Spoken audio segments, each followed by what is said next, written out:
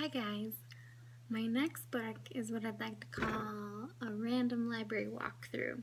So sometimes I like to go to the library and just walk around the shelves and pick up random books and then kind of narrow them down. Most days I research books online and then I go in with the book I want to pick, but sometimes it's relaxing to just go thumb through the shelves. Now, it's not very relaxing anymore having a baby because he's at that stage where he likes to stand up and then just pull all the books down off the shelf. So usually I'm following along him trying to put them all back in alphabetical order. So my random library walkthrough was pretty quick. And I kind of just picked the first two books that seemed semi-interesting and ran with them, and I was pleasantly surprised. I read the first one. I finished it this morning. It is called Slated by Teri. Yes, Teri. I wonder how many jokes she's gotten about that. First name with an I, last name with a Y. Teri. Is it her pen name? If it is, why did she choose that? I don't know, but that's her name. It's a trilogy. It's a little bit older. This first one came out in 2012, I saw, which I kind of like about random walkthroughs because it was kind of fun to find a book that was a little bit older and not probably something that everybody's talking about right now. So it was a dystopia. I feel like I could tell by the cover that it was a dystopia. Look at the cities. It just screams dystopia. It wasn't technically sci-fi, which I feel like that's what I've been reading lately, but I did have some sci-fi elements because there's like technology we don't really have right now, but I wouldn't classify it as that at all. The premise of Slated is that people become slated, which means that they receive a clean slate. So criminals and terrorists become slated and their memories are all erased, but it's only for like kids. Our main character is 16, and that is the age limit on that they can be slated. And they receive these watches / bracelet things that are called levos, and you can't remove them, and they kind of regulate their emotions, and if their emotions become too high or too low, it'll vibrate, and if their emotions drop to a certain point, it could hurt them and even kill them. And so that's kind of their way of managing these criminals. They don't remember anything from their past or why or what they did that had them slated, and it's kind of like they're given a second chance, and if they mess up, they could be taken to who knows where. You don't really know. The book is kind of a mystery. You really don't know particularly what's going on the entire time. Our main character's name is Kyla. She's a girl that's 16 that was slated. She just got released from the hospital after being there for a while.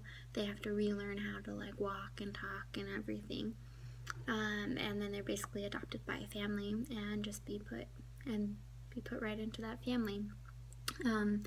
That family just has one other daughter who's also someone who's been slated as well.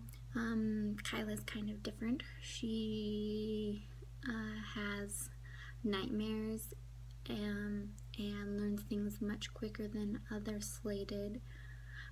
She's kind of battling throughout the story who she is supposed to be as a slated versus who she wants to be. Her level doesn't particularly work like it's supposed to be. She gets some other friends who are also slated, one being a boy. His name's Ben. The mysterious part throughout the story is that some of the people in their city or town, which it's also the setting, there we go, is in London, in a town in London, and some people start to disappear, and the mystery is kind of why. They don't know. These people aren't really being criminals. Maybe they spoke out a little, but it's not something particularly big of a deal. What I really liked about this book is that you kind of don't really figure out what's going on until like the end of the book, which normally would bother me because I feel like I'm being strung along through the entire story just for the story to end, and then you have to wait for the next book to come out. But I was actually really engaged the entire time. I feel like the information was given to us at a good speed, so it kept me engaged. So I wasn't kind of upset that the book just ended once you kind of figured it out. Like, I was excited. I in fact went onto Overdrive and saw if I could download it instead of going to the library for the next one, and they had it, so yay. I also like that the plot was a little bit different. I've read so many books and I didn't really feel like this one was something similar to what I've read. I know I've read books where kids and people's minds have been erased for one reason or the other, but it didn't stand out to me that this was really similar to something else I've read. Let's see. I'll read the second book. I'm not sure if I'll read the second book right now or if I'll read the other book I randomly shelf-picked, which was another book. Look at what I did. I just now realized this. See this city? Okay, yeah, it's not the book I just showed earlier. This one's Icons. See this city? I picked 2 books with cities on the cover. I need to branch out more. I didn't even notice that, but we'll see. I might read this one, or I also was going to review The Red Queen, which is a really big popular book that just came out. That series, I've read the first and second books, and I also read Ashes, what's it called? Ashes and Ember? An Ember and Ashes, that's what it's called, An Ember and Ashes, and that was a really good kind of historical dystopian fantasy book, kind of set back in time, and I liked that one as well. So stay tuned. I'm not sure which one I'm going to review next, or if it'll be any of these, and I'll probably read something else in between. We'll see. Have a great day.